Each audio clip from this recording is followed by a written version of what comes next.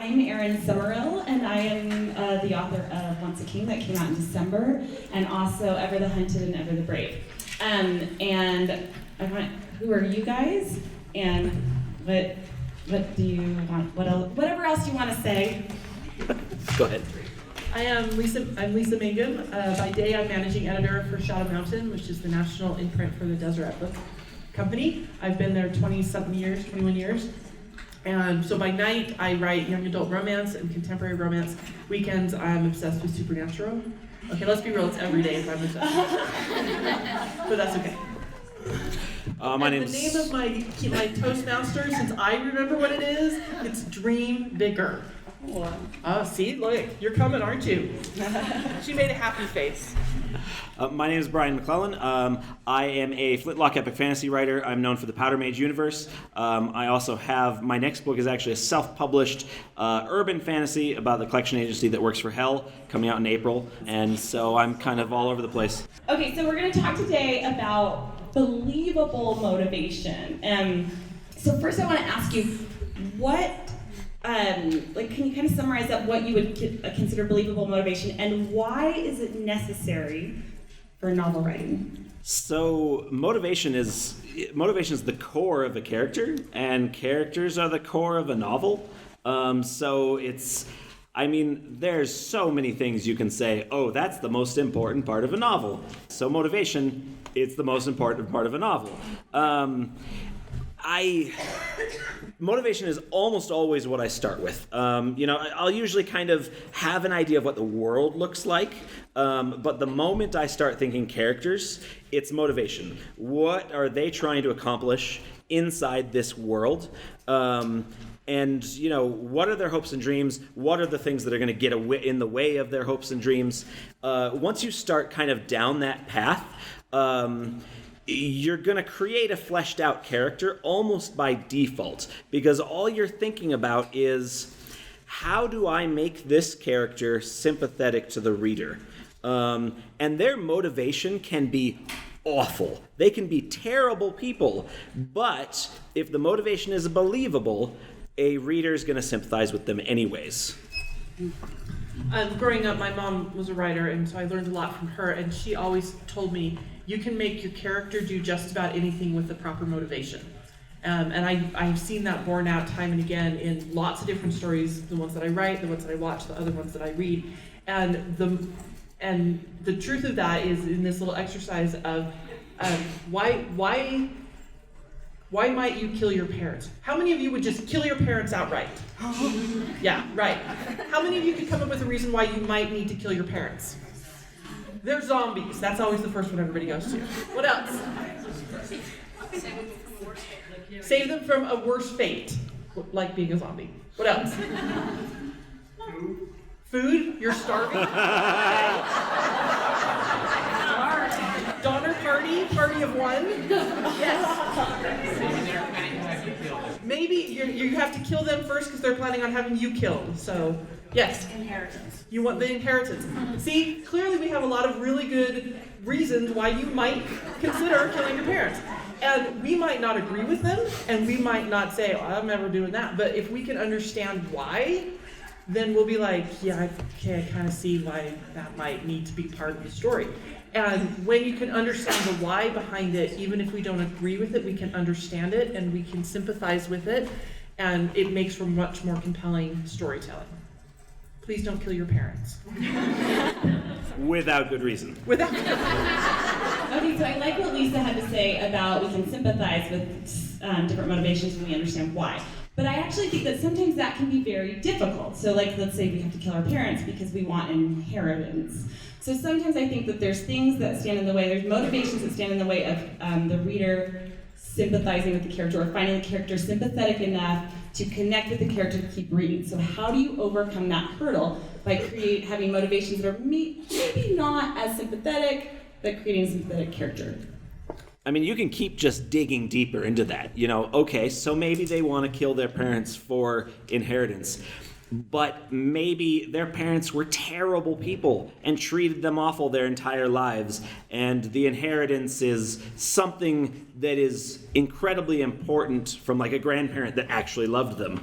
There's lots of ways you can keep digging deeper to make something that is on the surface kind of awful. Once you dig a little deeper, you start to understand more reasoning behind it, and you'll get a sense of, even if you don't like the person or if you don't agree with their motivation, it's the why. Once you've figured out the why, you start going, oh, I see, yeah, okay. Yeah, this is still horrible, but understandable. And you just kind of work from there. Yeah, and following on that example, then the next obvious question is, well, why do you want the inheritance?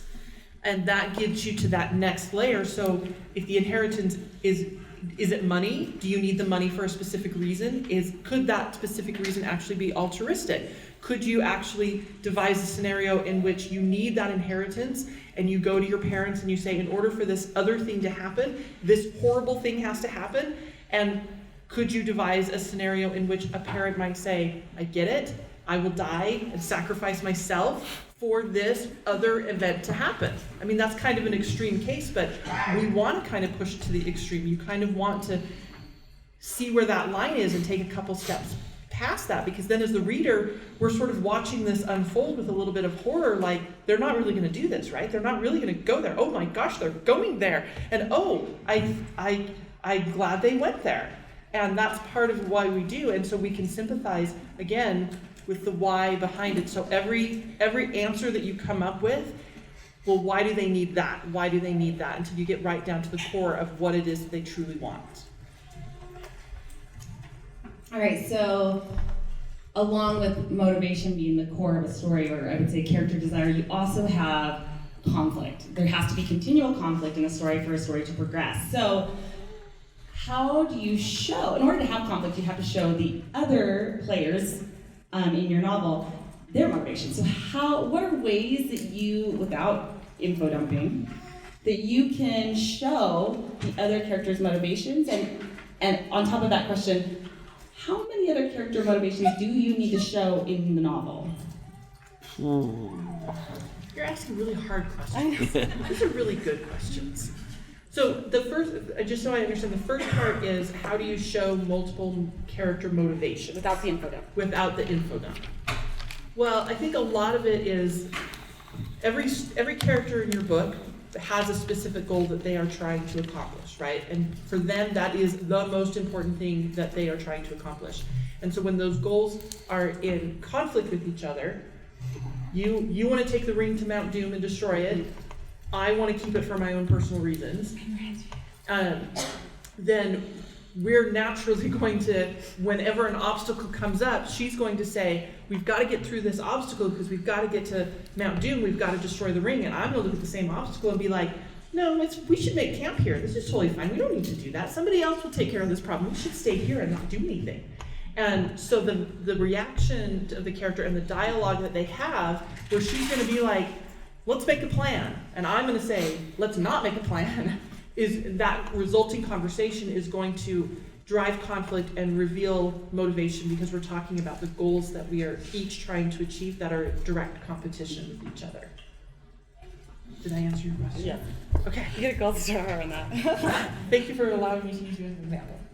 So I'd say that, like, so I focus on the motivation of the point of view character, clearly. I mean, that's the person you're in their head, and so you're going to dig the deepest into that, and you're going to find lots of layers. And I tend to, I think with side characters or even villains, it's easier to do because you're not in their head, and so you don't really have to explain too deeply. But it's more difficult to do really well because you want to layer that character, especially for villains. You want to layer the character without actually being inside their head, and that means that there's going to be times you're dropping little bits of information here and there throughout the story to try to flesh out who that villain is, why they're doing the villainous thing, or who the major side character is and why they're doing whatever they're doing. And so you have to sprinkle a little bit more rather than just making it straight up clear to the audience. Because in a point of view character, you can, even without info dumping, I think you can very straightforward explain what they're after. It's not hard. It's usually part of the first scene or two. And that's going to be in a conversation, or it's going to be in a reflection, or something that keeps the momentum of the story moving. But I think that the more difficult trick is to have nuanced side characters and villains, because, like I said, you're not in their head, so you can't just straight up say it. And it takes time. And it takes more space, I think, because you're spreading out your hints and your background and things across a whole book, rather than kind of front-loading the audience with the first few chapters. You got a pretty good idea of what a character's in for. Okay, so actually what you said made me think of another question. I've always been very fascinated with unreliable narrators. And I feel very drawn to them, and yet I have not been able to write one very well. So I don't have a book with an unreliable narrator. But how do you take on the task of creating an unreliable narrator? Because I found that with unreliable narrators, sometimes their true motivation is not given to the reader until the end of the book. So how do you go about crafting an unreliable narrator with strong enough motivation to carry on through a book? I've never written an unreliable narrator. Crap. So yeah, neither have I. So, but I will say, because the two that leap immediately in mind for unreliable narrators are Gone Girl and Codename Very. I'm trying to picture the cover in my head and read it. And both of those, you read the book from the start believing certain things, and it isn't until the very end that the twist is revealed, and then you have to go back and re-examine the entire story through a new lens. And that's really tricky. And I wish I could tell you you just do this A, B, and C thing and then you're fine. But I think if you're going to do that, the answer is that you have to plot it out so carefully that you, as the author, need to know exactly how you're going to reveal that twist, so that you can backtrack it out and lay the false clues, or choose language that has multiple meanings or multiple definitions, or redirect the reader's attention to something that is important in that moment, but actually isn't what you want them to focus on in that scene. So I think it just takes a lot more conscious manipulation of your language to really pull off the unreliable narrator. It's why when it's done right, it's brilliant, and when it's done wrong, we just hate everybody in the book. So my first thought when you brought that up was, and please nobody tweet this, my first thought was Kingkiller Chronicles. And my first thought was that because that is to me, it's a cautionary tale, because when the first and second book came out, everybody said, oh, here's all these things that aren't consistent. It's unreliable narrator. This is brilliant. And the longer it's been since we've gotten a third book, the more you go, is it unreliable narrator? Was he kind of lazy? I mean, it's understandable. I was super lazy in my first book. But so I feel like the danger of that is saying unreliable narrator, but then in case of Kingkiller Chronicles, it's not actually been shown to us whether the author is brilliant or lazy yet. And it may be one or the other. It may be that there's this amazing reveal, and holy crap, our minds are blown, and we should have trusted him all along. But you don't know because it's not done. And so trying to do an unreliable narrator over the course of multiple books, I think it's kind of a terrible idea. Yeah, That's a good comment. If you are actually, this made me think this, if you're looking to read a really well done unreliable narrator, I just read Where the Crawdads Sing, and it is fantastic, down to the very last page. So I would recommend that one. Okay, so kind of, I can't remember who said this now. Now Two it's of gone. them. One of the two of us. There's was so Matt many choices. Kirby. It was Kirby Matt. said it. Okay, Matt is brilliant. Okay, so we were talking about motivation, and I was thinking of, there are stories sometimes when a character changes, their motivation changes partway through. And I had an interesting thing that happened once with an editor where I wrote something and my character changed their motivation, and my editor said, no, this doesn't work. So I want you to, kind of, like, how do characters have more than one motivation? How can they switch in between with it still feeling organic or cohesive?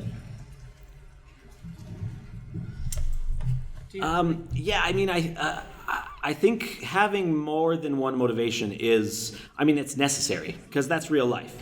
I kind of think of it as like primary, secondary, and tertiary kind of thing, where you've got the big motivation, which is what drives this character. What do they live their life for? And then you've got the secondary motivation, that what are their side goals? What are the other things that would make them happy or would please them in some way? And then the tertiary are, whatever, they're a little smaller and smaller. And I think that you can write those realistically, and you can even switch between them simply through the narrative. I mean, facts change for people, for characters, whatever. Things will change as you go through. New information comes up. Old information might suddenly become relevant. There's changes of hearts, which is harder because you have to make it believable. You have to have somebody have a crisis of conscience or something like that.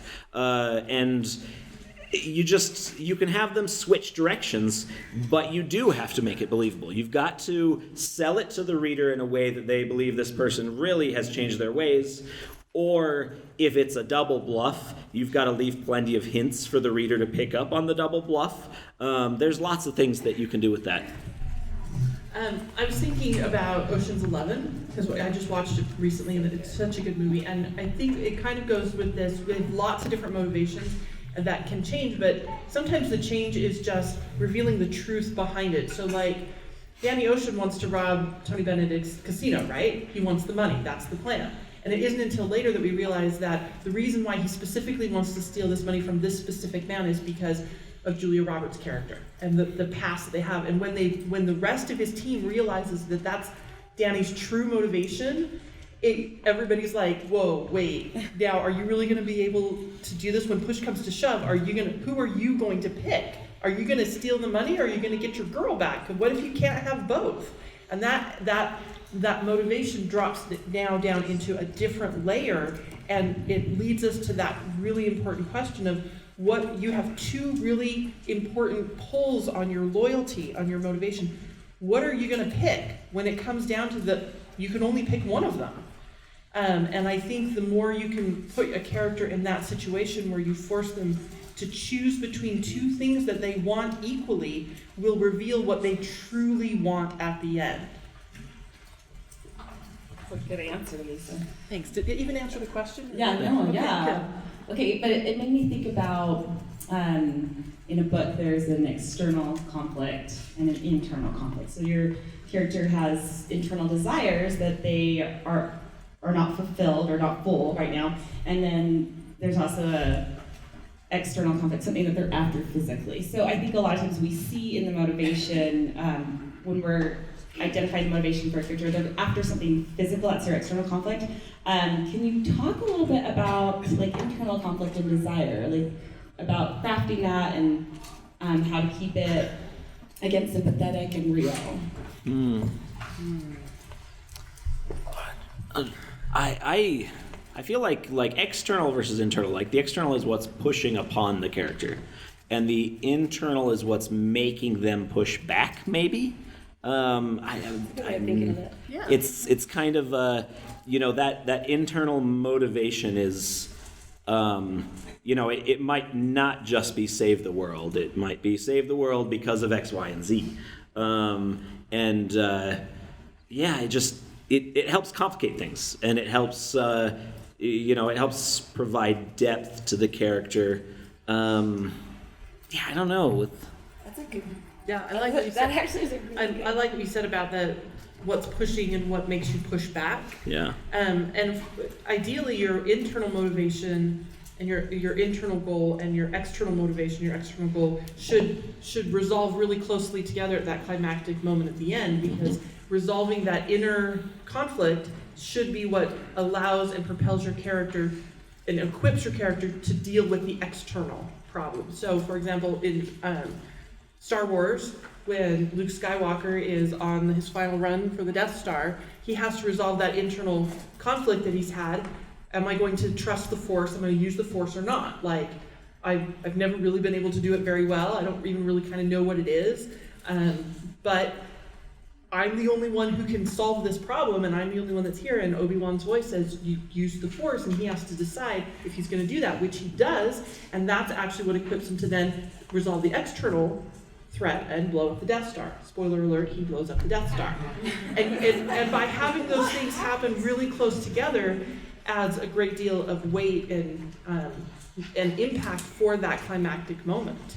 And so when you're looking at the two, try to find a way to bring the resolution of both of them really close together, because I bet you'll get magic out of your ending. Yeah, and the inner doesn't have to lead to the outer. I think the Yeah. outer can make them realize something that helps them wrap up the inner conflict. And so it can go both ways, It can I go think. both ways. Yeah, you could do it the other way around. He could blow up the Death Star, and then he could have had a moment where he's like, oh my gosh, this now is leading me to realize something about myself, that I really do want to have a relationship with my father. somehow he would make that connection in the hands of a better writer. But you could also do it the other way around. But for me, it's the closeness of the resolution that matters. Oh, that sounds awesome. Okay, let's talk about magic a little bit. So I've been reading about magic and how I think when I first started writing fantasy, the idea of magic is really alluring because anything is possible, but it really shouldn't be that way. Magic should be a complication.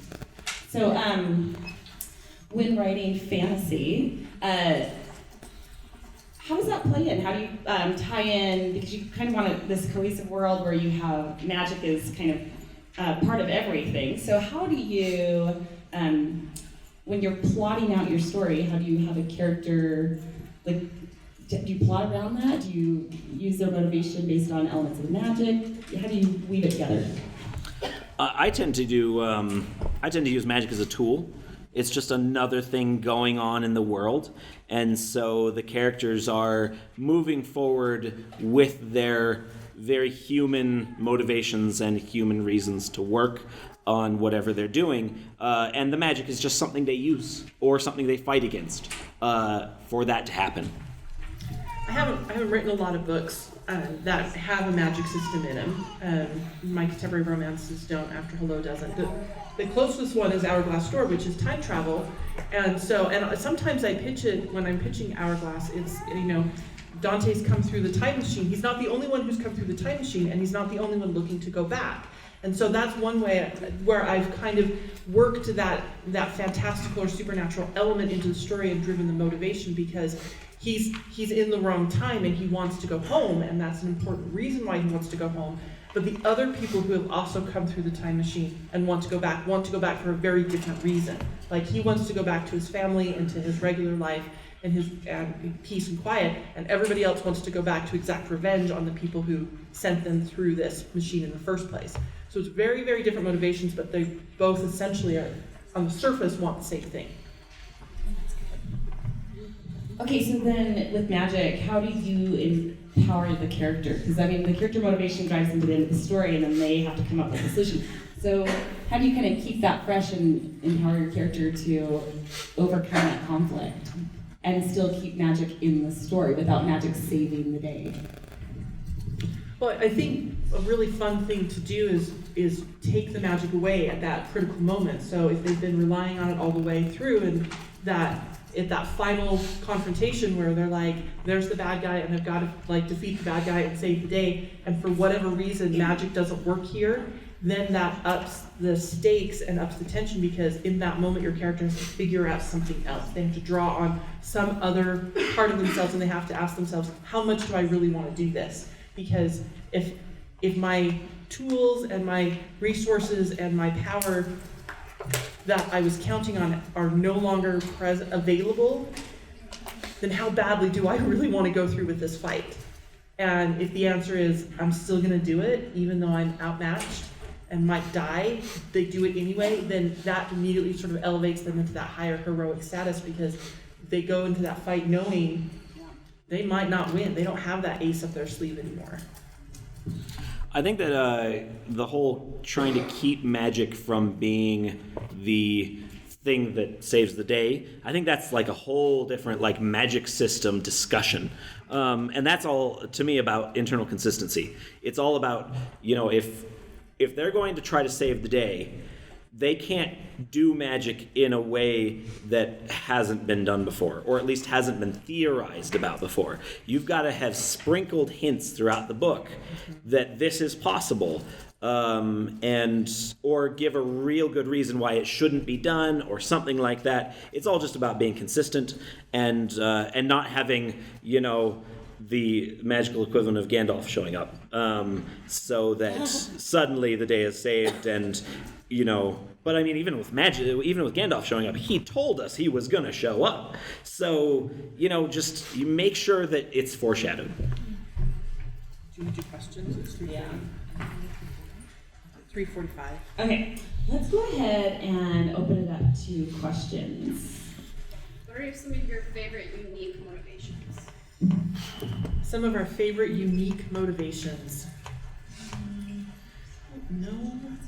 I love revenge stories. I really think revenge is a super powerful motivation. So I like those. Partly because there's that element of, yeah, I understand it, but is it really the right reason why you should be doing these horrible things? No, maybe.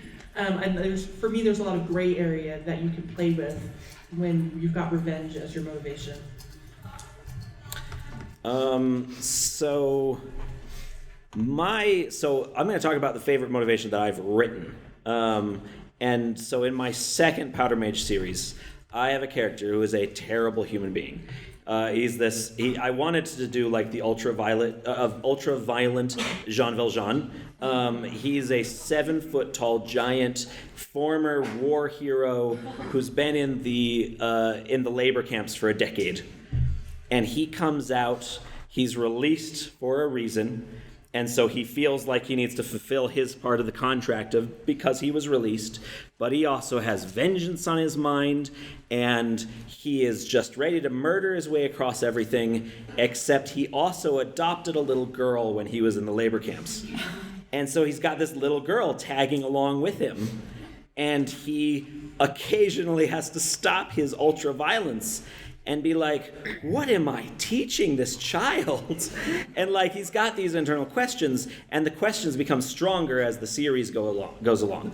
And until it finally breaks his character in a way that makes him truly change. And it's fun for me because I tend to pack my epic fantasies down into a few months of time, so like real big character arcs generally don't happen. It tends to be more big, external stuff going on, and so that particular motivation was one of my favorite things to write. Yeah, I had a question. So for like some characters, I'm really drawn to them because their motivations are hidden, or I don't quite understand like what makes them tick. And so like I think of like Hoyt in the Cosmere, or like you were talking Stike on one hand. He's brimming with different motivations. And it's great, and you instantly like him.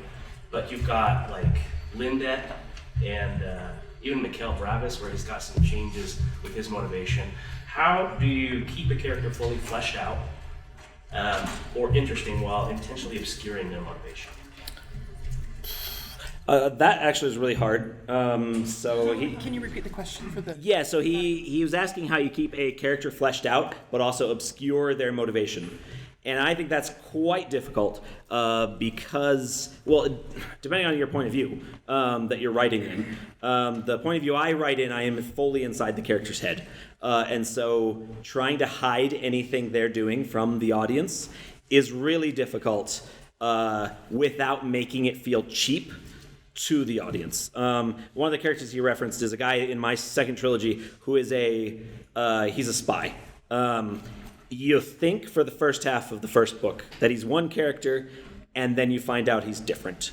And I won't say any more than that, but that one was actually, I had to lay a lot of groundwork for it, because I didn't want it to feel cheap when the reveal happened. I didn't want the readers saying, oh, well, I feel like you've been lying to me this whole time. I wanted them to feel like they were in on the trick. They said, oh, that's a good thing that just happened and not a bad thing that just happened. And that, I think it takes a lot of work. It takes a lot of dropping little hints. It takes building trust with the reader, to the point where if you pull a trick on that, they trust that you did it for a good reason. And that's all playing with, your motivation as an author rather than the character's motivation, and trying to, come to like an agreement with the reader somehow. How aware of their own motivations should a character be? That's a good Ooh. I think they should be pretty aware of the top level motivation. Like when you were talking about top, first, second, third layers, they should probably be like gung-ho about this is what I'm doing and this is why and I'm saving the world and this is amazing, so that as the reader, as your character goes through these experiences and understands, no, actually, really what this is about is I want to have a relationship with my father, or whatever it is, that as those layers get peeled back for the character, they do as well for the reader, until at the very end, the realization of, actually, the reason why I want to save the world is not because of my top level assumption. It actually has boiled down to, I want to save the world because the person I love is in it. And that's more important to me. So bonus, everybody else lives, but really what I'm doing, this action, is because I'm saving the person that I love. And I think that is, that's part of that character growth and that character journey that we want them to come to the realization of that inner truth for themselves. Do you want to say it? Let's go. Is coming of age a motivation? Is coming of age a motivation? Well, I don't know that you have a lot of choice in growing up. We sort of are all going to do it, whether we want to or not. Is that what you mean, or? No. I mean, Then I'm not sure I know what the question means. Is that enough motivation for a character to drive the story? Are you talking about all the giant package that comes with coming of age? Because that absolutely is. Because, if they live in a village and coming of age means something in particular to that village, and it's got a whole thing societally around it that makes the character nervous or excited or something like that, then I think that it is. But you're also going to have to have good secondary motivations as well to support that. I think it's a little bit weak, but you can work with that. And coming of age as a genre is like a genre unto itself. Like for fantasy, often you'll have at 12-year-old, we're going to go to the Harvest Festival where everybody will be chosen to be an apprentice for somebody, and that is a marked moment of the transition from childhood to adulthood and the coming of age. But there's plenty of books where they're character focused much more than plot focused, and the coming of age experience is a valid story to tell and a valid way to tell that story. It just is a different pacing, and you're focusing on the different kinds of things because it's going to be all about the character and much less about the exterior plot and the external forces pushing on it. It's going to be very internal. Is that better? I think especially with coming of age tales, desire comes into play. Like it's the character's internalization, it's their desire and what they want, and then as they come of age, it's them understanding like how the things that they want fit into the world and how they fit into the world, and they become okay with the things that they want. So then the motivation becomes more of the character's desire. Let's go. Okay. Sorry, I can barely see you at all. So I'm gonna stand up. Thank you. So what about in an instance, say a character near the beginning of the story may have very weak motivations, and only later do their motivations become stronger. How do you do that without that character being very frustrating to deal with during portions of the story where their motivations are weak? Well, I think that's the reluctant hero idea at the beginning, where when the call to adventure comes and the hero says, "Yeah, I'm not doing that. You can't make me do that. There's no way I'm doing that." And they may even get dragged along on the adventure for a little while, still saying, "I don't want to be here." And so we recognize to a certain extent that the reluctant hero storyline is something we do recognize. And so I would like to think a lot of readers would sort of withhold their frustration and their judgment for that, because we're like, oh, he's the reluctant hero. In a little bit, he's going to turn around and he's going to be like on board and driving the bus and getting stuff done. And so we'll give you a little bit of that patience, because we know that that's the path that you're taking. I feel like you have to, if the character doesn't feel strongly about something, the reader probably is not going to feel strongly about the character. And so you need to either give them a good motivation or a good reason why they're not motivated, something that they can genuinely feel visceral about, like the reluctant hero. Or the person that is literally just doing their job, and maybe it's just their reputation that's at stake. A weaker motivation like that can work fine to get you moving, but that character whose reputation is at stake needs to feel like their reputation does matter, and they want to uphold it, and so that's why they're doing it. Does that help? Yeah. Can you just explain a little bit more about how to use motivation to build and strengthen grudges between characters? To build and strengthen what? Grudges. Grudges. Okay. Oh man, I mean, hatred is such a fantastic motivation. I mean, like you mentioned, vengeance earlier.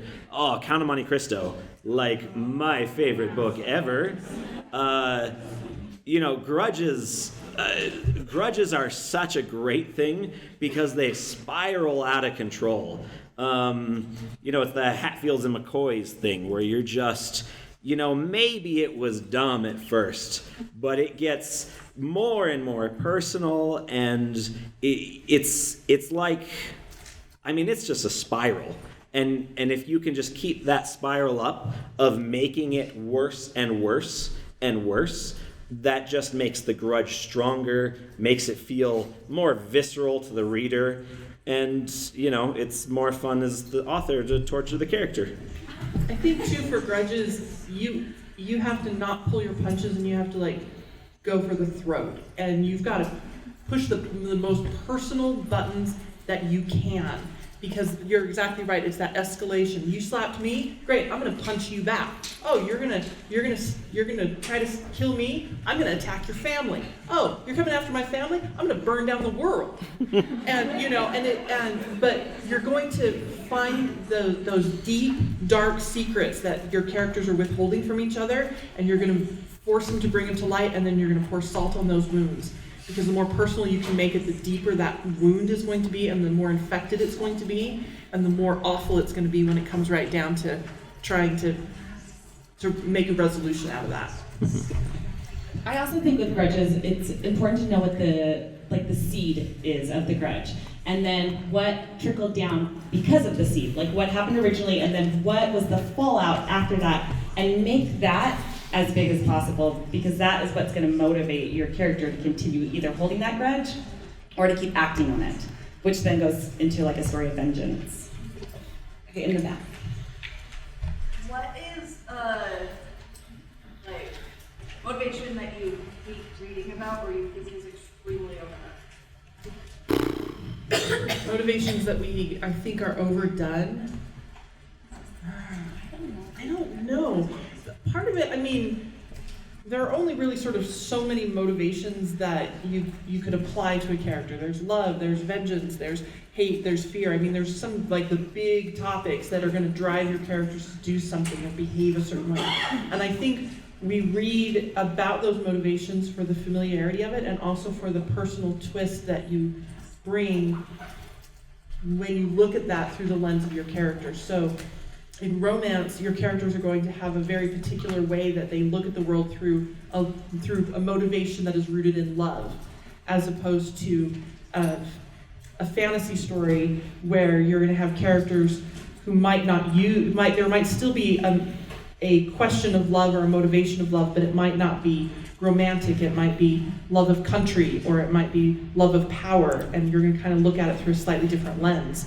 And I think that's what makes it interesting, your personal take on how you feel about those really important topics. What you have to say about love and hate and fear and vengeance is what will make your story stand out, even though at the foundation we're all trying to explore that same human experience. If you're writing epic fantasy, please, please, please don't write about the farm boy whose village was burned down. It's just, I hate it so much. This is the third panel I've mentioned this on, so I apologize. You have strong feelings. I have strong feelings about farm boys. I loved the whole concept when I was 15. As an adult, not a fan. Or if you're going to write about it, do it in a new way. Yeah. Make it interesting. Put it for Still style. gets you to tell out. Yes, like something like that. Okay, we have time for one more question, and then.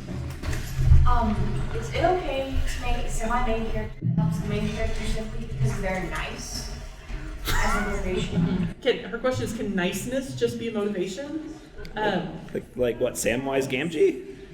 Yeah. When you're saying nice, are you just being like a very vaguely nice, or do you mean friendship, or being a genuinely good person, or what? I mean, they're going out of their way to say, hey, I'm going to help you. But there's no motivation behind it except they like them. It's not like, I'm in love with you, or I want to get there too. Well, I think the question of niceness is there's still a reason why they are nice. So you could dig down into that character and figure out why do they look at the world through such altruistic eyes?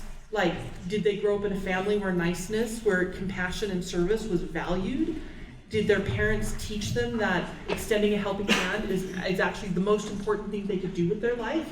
And if that's the case, then yeah, they would see a problem, they would see their friend in trouble and be like, my job in this world is to make the world a better place, and I do that by helping somebody else, so I'm going to help you because that's the nice thing to do, but it's also a value, a core personality that I value and that gives me and my life purpose. And that is a motivation. It's very subtle, and it's not maybe as flashy as vengeance or hate, but yes, if that niceness and compassion is tied to their self-worth, then we understand why they would say, yeah, you know what, I'm going to go with you to Mount Doom. I'm going to be Samwise Gamgee. I'm going to do this. It's scary. We're going to die. But I'm not going to let you go do this alone. And we love Sam because of that.